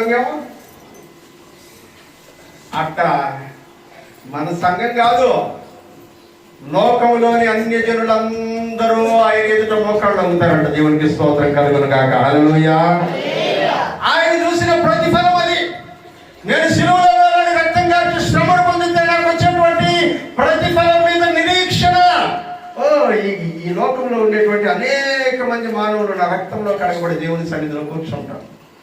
ఈ లోకంలో ఉండబడినటువంటి అనేక మంది అన్యజనులు ఎవరైతే నా నామం ఎరగనన్నారో, నన్ను ఎగతాళి చేశారో, నన్ను నేను తగ్గించుకుంటే నన్ను అవమానపరచడం మొదలు పెట్టారో, ఈ పిలుపుని ఎంతమంది అయితే అవమానపరిచారో వాళ్ళందరూ కూడా దేవునికి స్తోత్రం కలుగును గాక. హల్లెలూయా. మూడవది అంటున్నాడు, దేవుని కుడి పార్శ్వమందు కూర్చునేటువంటి భాగ్యాన్ని పొందాడంట. దేవునికి స్తోత్రం కలుగును గాక. హల్లెలూయా. చదువు ఆ మాటని. ప్రతి వాని నాలుకయు తండ్రి అయిన దేవుని మహిమార్థమై యేసుక్రీస్తు ప్రభువుని ఒప్పుకున్నట్లును దేవుడు ఆయనను అధికముగా హెచ్చించి ప్రతి నామమునకు పైనామముగా ఆయనను, ఈ లోకంలో అన్నిటికంటే గొప్ప పేరు ఎవరిదంటే యేసయ్యది. హల్లెలూయా. అందరికంటే గొప్ప పేరు ఎవరిదంట? అందరూ ఎగ్జామ్ చేసిన యేసయ్య అందరికంటే గొప్ప పేరు పొందాడు. ఈ శ్రమలో ఆయనకు ఒక నిరీక్షణ ఉంది. ఈ 3 విషయాలు నా జీవితంలో జరుగుతాయి అని యేసయ్యకి తెలుసు. లోకంలో ఉండే ప్రజలందరూ రక్షించబడి పరలోకంలో దేవుని సన్నిధిలో ఉంటారు. రెండవది, అనేకులు ఎవరైతే నన్ను ఈ రోజున అవమానించారో వాళ్ళందరూ మోకాళ్ళ మీద నిలబడిన ఎదుట నమస్కారం చేస్తారు. ఏ నాలుకలైతే ఎగతాళి చేసే ఆ నాలుకలన్నీ యేసుక్రీస్తు ప్రభు అని ఒప్పుకుంటాయి. మూడోది, దేవుని కుడి పార్శ్వమున నేను కూర్చుంటాను. దేవునికి స్తోత్రం కలుగును గాక. హల్లెలూయా. ఇది యేసుక్రీస్తుకి కలిగిన నిరీక్షణ. యేసుక్రీస్తుని లోక రక్షకుడిగా వెళ్ళాలి అని దేవుడు పంపించినప్పుడు ఆయనకున్నటువంటి నిరీక్షణ ఇది. హల్లెలూయా. పని మొదలు పెట్టేటప్పుడు ఫలితం కనబడదు. పని మొదలు పెట్టి ప్రయాసపడ్డ తర్వాతే ఫలితం కలుగుతుంది. దేవునికి స్తోత్రం. హల్లెలూయా. కాలేబు విత్తనాలు చల్లాడు, కలుపు చేస్తున్నాడు, పాములు ఉన్నాయి, తేళ్లు ఉన్నాయి. లోపలికి వెళ్ళి దిగితే ఏమేమి గుచ్చుకుంటాయో తెలీదు. కష్టపడుతున్నాడు, ఫలితం కోసం ఎదురు చూస్తున్నాడు. విత్తనాలు చల్లేటప్పుడు ఏది కనబడటంలా, ప్రయాసపడేటప్పుడు ఏది కనబడటంలా. నిరీక్షణ ఏంటంటే పంట వస్తుంది. హల్లెలూయా. ఈరోజు ప్రయాసపడుతూ దేవుని సన్నిధిలో దేవుని కొరకు కష్టపడుతూ దేవుని కొరకు తమ జీవితాన్ని అర్పిస్తూ దేవుని పిలుపు నాకుంది, నేను పరిశుద్ధంగా బ్రతుకుతాను, దేవుని కొరకు బ్రతుకుతాను, దేవుని కుమారుడికి స్నేహితుడిగా ఉంటాను, దేవుని సేవకుడినై ఉంటాను, దేవుని కొరకు నమ్మకంగా బ్రతుకుతాను అని అవమానాన్ని, నిందని, శ్రమను, భారాన్ని మోసుకుంటున్నటువంటి వాళ్ళందరి ఎదుట ఒక నిరీక్షణ ఉంది. ఆ నిరీక్షణ కొరకే ఈ యొక్క ప్రయత్నము. హల్లెలూయా. ఆ నిరీక్షణ కొరకే పిల్లలందరూ అమ్మ నాయన్ని వదిలిపెట్టేసి హాస్టల్లో ఉండి చదువుతూ ఉంటారు. ఎందుకు చదువుతున్నారు? అయిన తర్వాత ఒక ఉద్యోగం సంపాదించుకుని మా కాళ్ళ మీద మేము నిలబడతాము. నిరీక్షణ. హల్లెలూయా. ప్రయాసపడేటప్పుడు ఫలితం కనబడదు, నిరీక్షణ మాత్రమే ఉంటది. వాక్యంలో దేవుడు అంటున్నాడు, ఇదిగో మీ యొక్క నిరీక్షణ ఫలితం ఏంటో తెలిసేదాకా మీకు నిరీక్షణకుండే వాల్యూ అర్థం కాదు. చదువు మళ్ళీ ఒకసారి ఎఫెసీయులకు రాసిన పత్రిక 1:19-17 చదువు.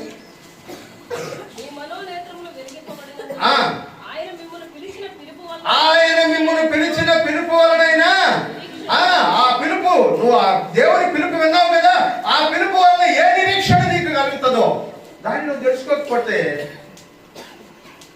క్రైస్తవుడుగా నువ్వు జీవించలేవు, విశ్వాసిగా కొనసాగలేవు. మధ్యలో వదిలిపెట్టి వెళ్ళిపోతావంటే దేవుణ్ణి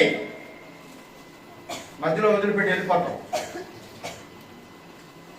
ఎందుకంటే గమ్యం తెలియదు నీకు, దీనివల్ల వచ్చే ఫలితం తెలియదు, ఆ ఫలితం యొక్క గొప్పతనం తెలీదు. ఆ ఫలితం యొక్క గొప్పతనము తెలియదు కాబట్టి నువ్వు మధ్యలో వదిలేస్తావు, దేవునికి దూరం అయిపోతావు. అయితే ఈ పిలుపుని కొంతమంది దుర్వినియోగం చేసుకున్నారు. పర్పస్ మర్చిపోయారు, ఉద్దేశం, గురి మర్చిపోయారు. ఇప్పుడు మిమ్మల్ని అడుగుతారు, నేను అసలు ఈ వారం నుంచి అనుకుంటా ఉన్నా, ఈ వారమే అనుకున్నాను, కానీ సమయం అనుకూలించట్లేదు కనుక నేను చేయను. వారానికి ఒక్కరు ఎందుకు యేసయ్యను నమ్ముకున్నావు? సాక్ష్యం చెప్పాలి. వారానికి ఒకరు మమ్మల్ని ముందు పిలిచారు, మమ్మల్ని వెనక పిలిచారు, ఏమి రాకుండా ఉండడానికి ఆల్ఫాబెటికల్ ఆర్డర్లో తెలుస్తారు. ఏ కాడి నుంచి మొదలు పెడతారు, ఏతో ఏ పేరు స్టార్ట్ అవుతుందో ముందు వాళ్ళే ఎవరున్నారు చూసుకోండి. విశ్వాసం,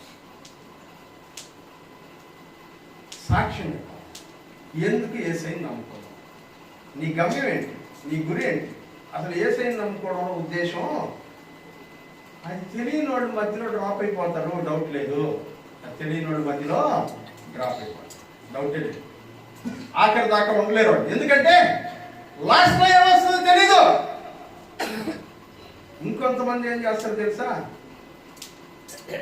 కాలేజీలో చేరినాం, చదివి పాస్ అయ్యి ఉద్యోగం సంపాదించడానికి అక్కడ చేరినాం అనుకుంటే, గమ్యం అది అనుకుంటే, దాన్ని వదిలేసి, దేన్ని వదిలేసి, కాలేజీలో చదవడాన్ని వదిలేసి క్రికెట్లు, సినిమాలు, షికార్లు, ఇంకేమో ఉన్నాయి ఇది వదిలేశారు. వీళ్ళు ఏమైపోతారు? మధ్యలోనే చెప్పండి, మధ్యలోనే డ్రాప్ అయిపోతారు, గమ్యస్థానం చేరుకోలేరు. కష్టమైనా కూడా ప్రయాసపడేటువంటి వాడే గమ్యస్థానాన్ని చేరుకుంటాడు. హల్లెలూయా. కష్టమైనా కూడా, ఇబ్బంది అయినా కూడా, ఏడుపు వచ్చినా కూడా, ఆకలి వేసినా కూడా, దాహం వేసినా కూడా, ప్రాణం పోతున్నా కూడా ఇది సాధించాలి అని అనుకునేటువంటి వాడే గమ్యస్థానాన్ని చేస్తాడు. మధ్యలో చాలా పనులు చేయాలి, కాదని చెప్పట్లా. ఫ్రెండ్స్ వస్తారు, మాట్లాడాలి,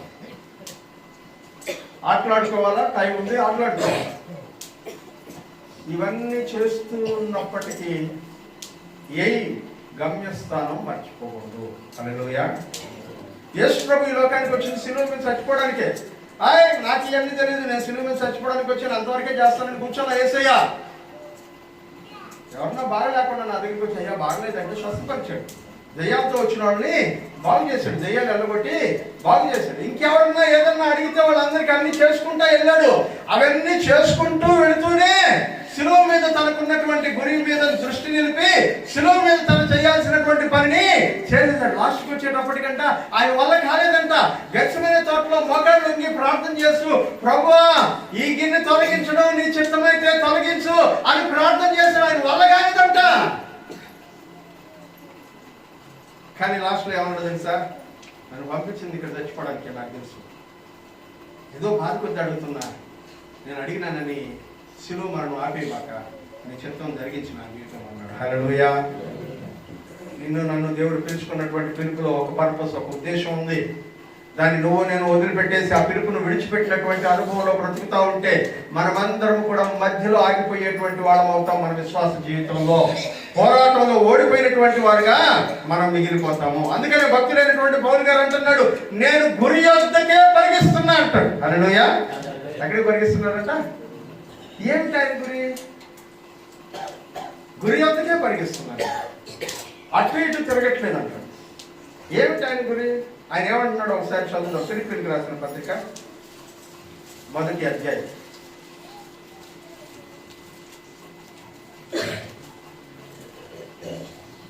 21వ వచనం చదువుదాం. నా మట్టుకైతే బ్రతుకుట క్రీస్తే, చావైతే లాభము. అయినను శరీరంతో నేనేమి చేయకూడదునో నాకు తోచడం లేదు. నాకున్న పనికి ఫలసాధనమైన ఎడల నేనేమి కోరుకుందునో నాకు తెలియదు.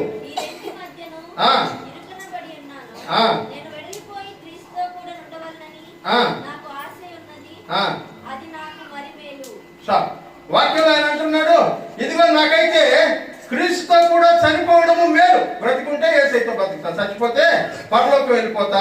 నా మట్టుకైతే బ్రతుకుంటే క్రీస్తే, చావైతే నాకు మేలు అని ఆయన అంటూ ఉన్నాడు. అంతేకాదు ప్రియమైనటువంటి వాళ్ళారా, భక్తులైనటువంటి పౌలు గారు 2వ తిమోతి పత్రికలో మనం గమనించినట్లయితే ఆయన మాటలు చెప్తున్నాడు. 2వ తిమోతి పత్రిక 4వ అధ్యాయం 7వ వచనం.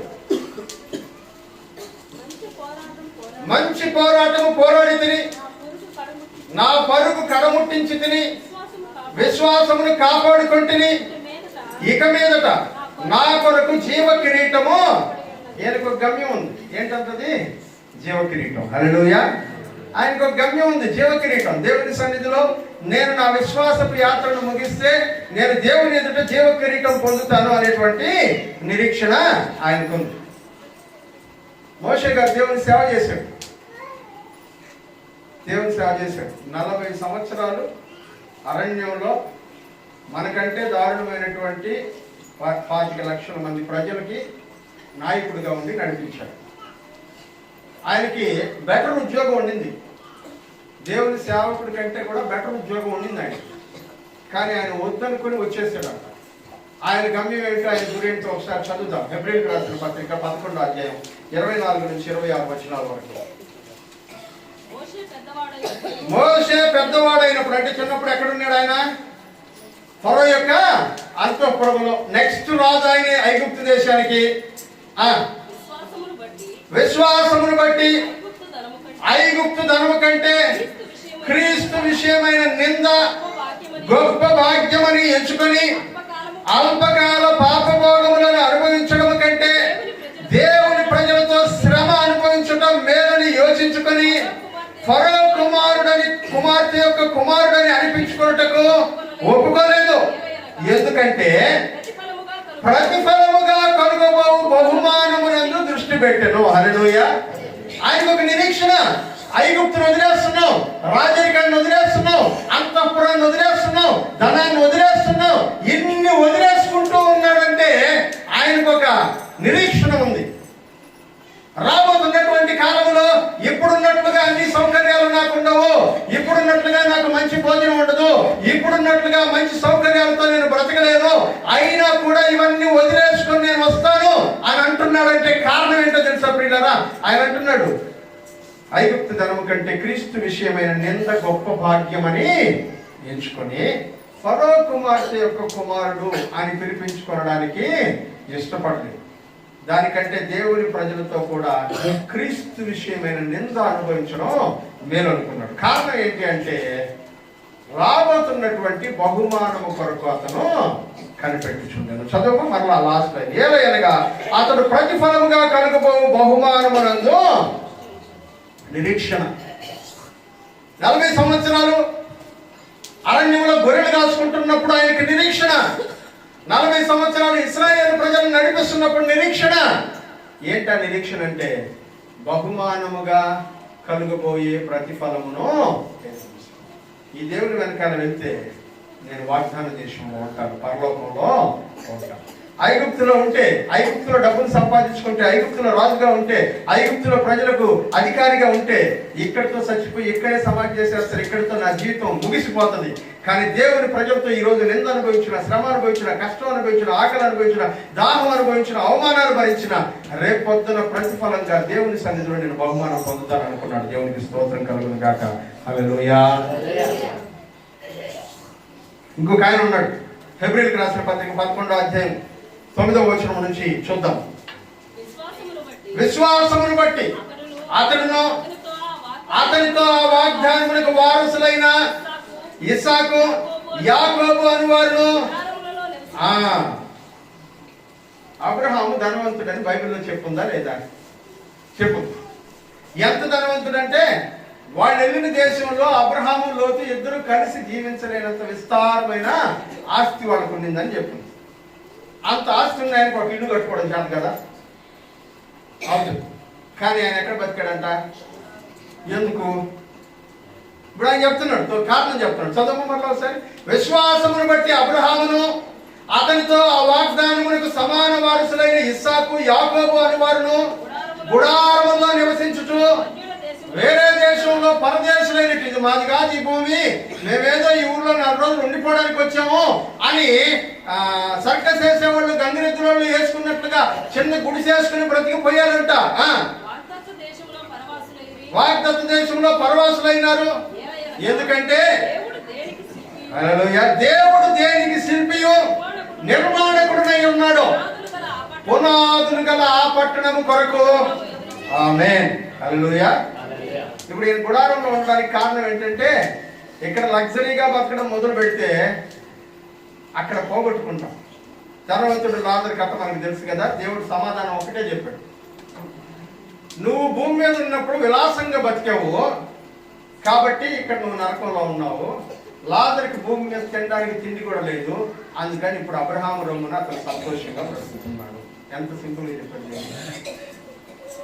అట్లాగే అబ్రహాం అంటున్నాడు, ఈ లోకంలో నేను విలాసవంతంగా బ్రతకడం కంటే కూడా పరలోకంలో దేవుని సన్నిధిలో దేవుడు పునాదులు కలిగిన పట్టణాన్ని కడుతున్నాడు, ఆ పట్టణంలో నాకు ఒక ఫ్లాట్ ఉంటే బాగుంటుంది అని అనుకున్నాడంట ఆయన. హల్లెలూయా.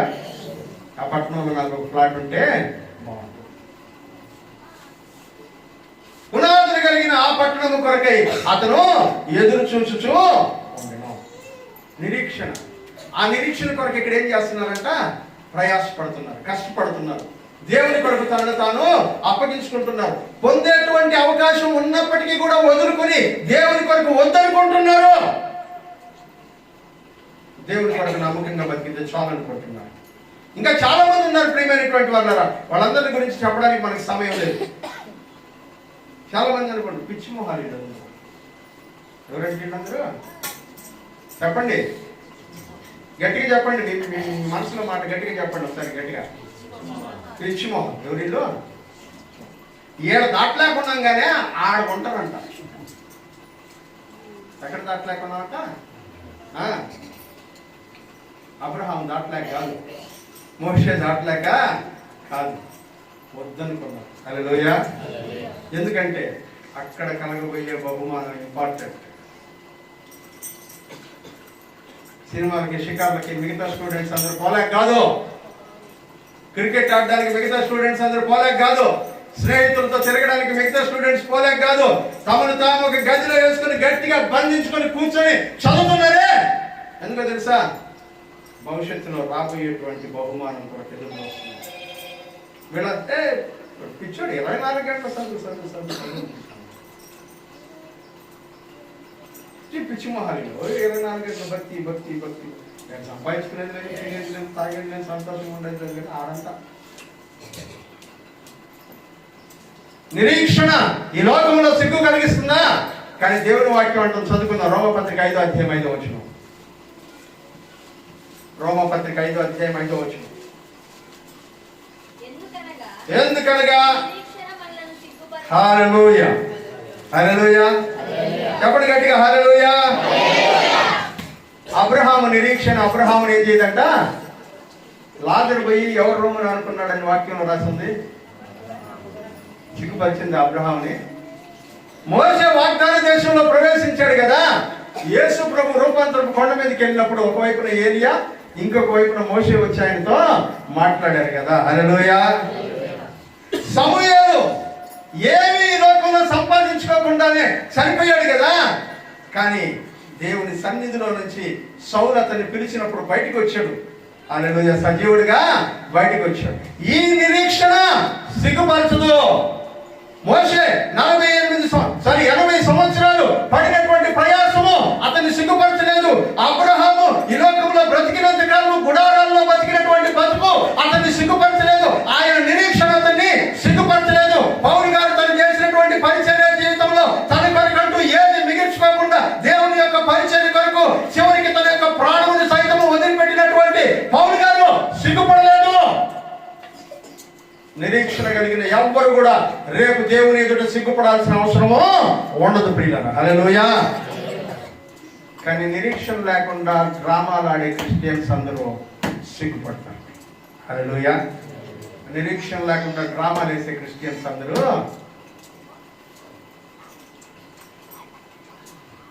ఏరు దాటిన దాకా ఏరు మల్లన్న, ఏరు దాటిన తర్వాత బోడి మల్లన్న. ఈ బ్యాచ్ ఉన్నారు కొంతమంది. సిగ్గుపడతారు రేపు పొద్దున దేవుని సన్నిధిలో, సందేహం ఏం అక్కర్లేదు. సిగ్గుపడతారు. తల ఎత్తుకోవడానికి అవకాశం కూడా దొరకదు.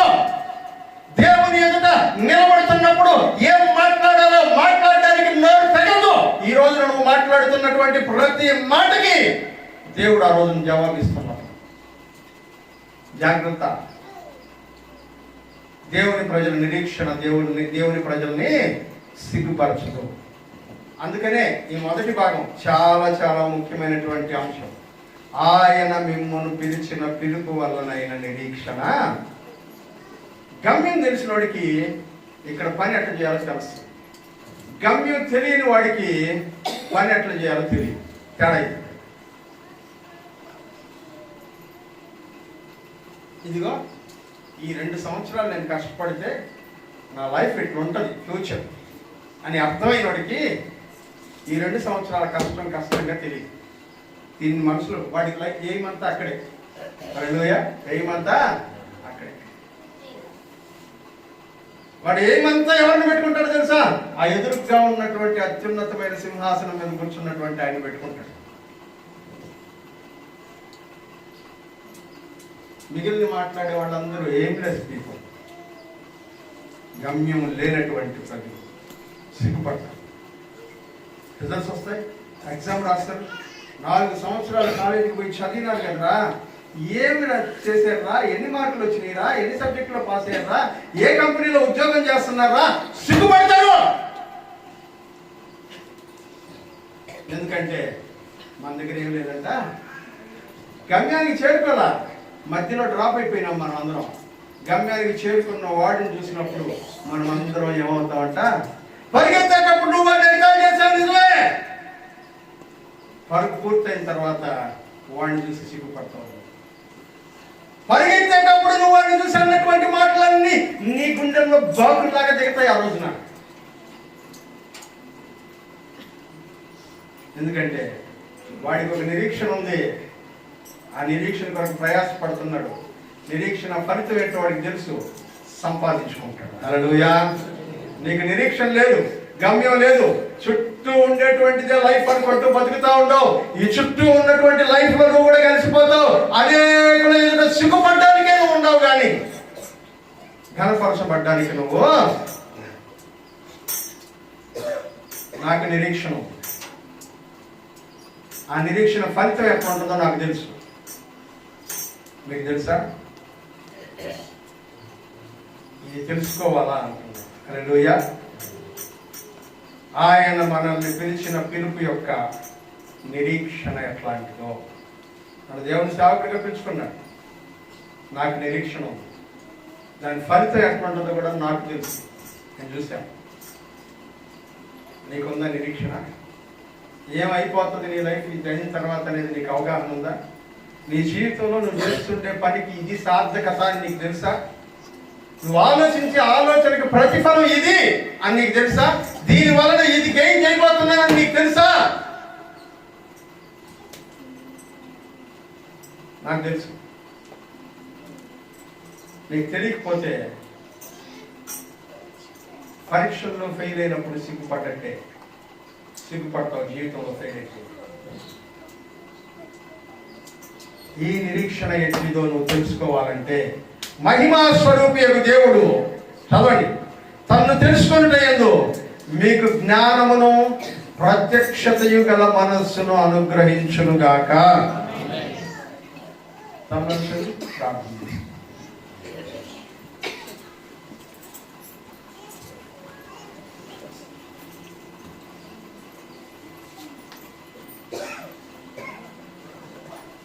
ప్రియమైనటువంటి సహోదరు, ప్రియమైన సహోదరుడు, గమ్యము లేని జీవితం ఇది. ఏంటి ఈరోజు నువ్వు ఆలోచించే ఆలోచనకి గమ్యం ఏంటి చెప్పు? ఈరోజు నువ్వు చేస్తున్నటువంటి పనికి గమ్యం ఏంటి చెప్పు? ఈరోజు నువ్వు జీవిస్తున్నటువంటి జీవితం యొక్క అంతం ఏంటి చెప్పు? దాని వలన నీకు కలగబోయేటువంటి బహుమానం ఏంటి చెప్పు? దాని వలన సాధించబోయే ప్రతిఫలం ఏంటి చెప్పు?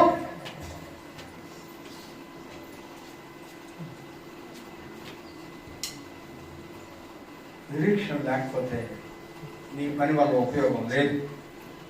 క్రైస్తవుడికి ఒక నిరీక్షణ, దేవుడు నిన్ను ఎన్ని రకాలుగా పిలిచాడో విన్నావు కదా, ఆ పిలుపు వలన నిరీక్షణ ఉంది. నిరీక్షణ ఫలితం ఏంటో తెలిసిన వాడు ఆ నిరీక్షణ కొరకు ప్రయాసపడతాడు.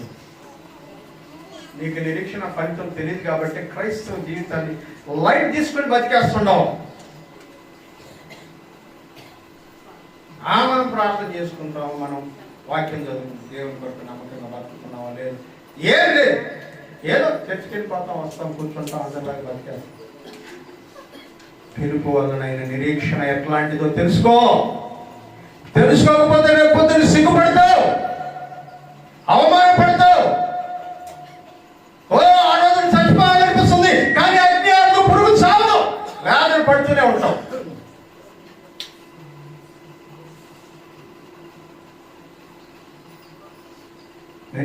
ఏంటో తెలుసుకో. దేవుని పిలుపులో నీ నిరీక్షణ ఏంటో తెలుసుకో. ఎక్కడికి వెళ్తావు? దేవుని పిలుపులకు లోబడితే తెలుసుకో. దేవుని పిలుపులకు లోబడి ఆయన చెప్పిన మాట వింటే ఏ స్థితిలో ఉంటావో తెలుసుకో. దానిలో ఉండబడినటువంటి గొప్పతనం ఏంటో తెలుసుకో, వాల్యూ ఏంటో తెలుసుకో. తెలుసుకొని దేవుని కొరకు నమ్మకంగా బ్రతుకో, లేకపోతే రేపు పొద్దున సిగ్గుపడతావు. వాక్యం అంటుంది, ఈ నిరీక్షణ మనలను సిగ్గుపరచదు.